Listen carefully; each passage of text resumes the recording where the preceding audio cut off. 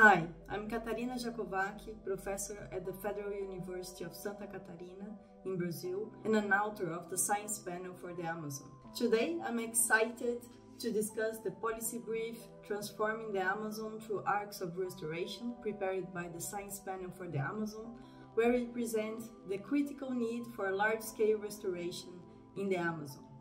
The Amazon is the largest river basin in the world and a key tropical forest home to 47 million people and over 10% of the global biodiversity. It provides essential services such as climate regulation, water and nutrient cycling, disease mediation and food production.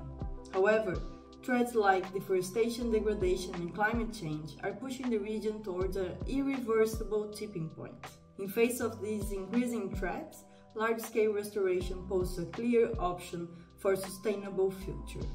This is why it's vital to replace the Amazon's arcs of deforestation, which are areas with very high rates of deforestation due to infrastructure and agricultural expansion, with arcs of restoration, areas where forests are conserved and restored.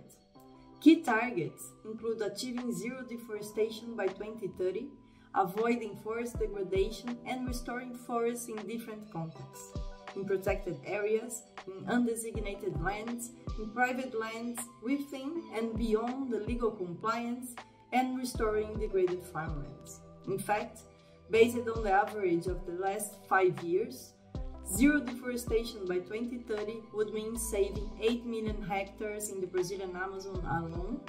Avoiding further degradation would allow the recovery of an additional 100 million hectares, and restoration could be carried out in more than 27 million hectares in the Brazilian Amazon, with further opportunities in other Amazonian countries. To meet these restoration targets, we must strengthen and develop public policies, enhance policy implementation and governance, clarify land tenure, improve private sector and importing countries' commitments, empower indigenous and local communities, support innovation and capacity building, and ensure effective monitoring.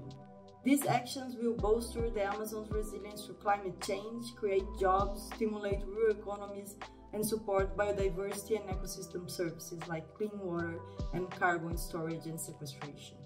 Successful restoration needs strategic planning, broad stakeholder support, and sustained funding. For example, the Arc of Restoration program of the Brazilian Development Bank is investing $200 million to restore 60,000 square kilometers in the Amazon. This initiative was informed by the recommendations from this policy brief of the Science Panel for the Amazon.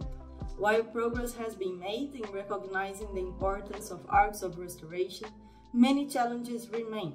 An upcoming Science Panel for the Amazon policy brief will address these issues and explore pathways for implementation.